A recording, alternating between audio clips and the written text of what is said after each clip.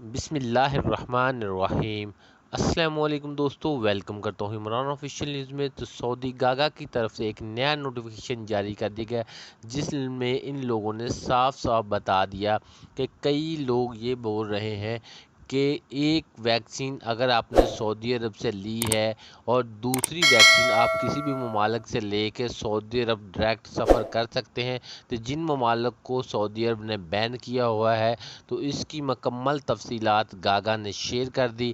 جیسا کہ پاکستان سے اگر آپ نے ایک ویکسین لی ہے اور دوسری سعودی سے لی ہوئی ہے تو آپ سفر ڈائریکٹ نہیں کر سکتے۔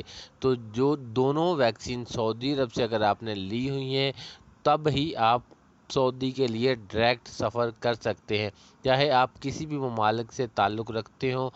جو پاکستان یا انڈیا کس کے لیے سعودی نے بین کیا ہوا ہے تو آپ ڈائریکٹ سفر نہیں کر سکتے۔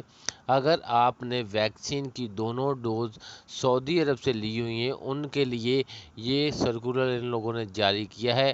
ابھی تک یہ کنفرم نہیں کیا کہ اگر آپ نے ایک ویکسین پاکستان سے لی ہوئی ہے تو آپ ڈائریکٹ سفر ابھی تک نہیں کر سکتے، کسی دوسرے ممالک سے کوارنٹائن کر کے آ سکتے ہیں۔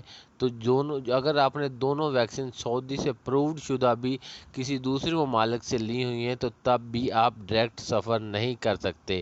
گاگا کی طرف سے یہ نوٹیفیکیشن ابھی آیا، جیسا کہ کل سے کچھ ویڈیو چل رہی ہیں لیکن وہ مکمل حقیقت نہیں تھی، لیکن آج جو سرکولر آیا ہے وہ مکمل ڈیٹیل کے ساتھ آپ لوگوں کے ساتھ شیئر کر رہا ہوں۔ اللہ حافظ۔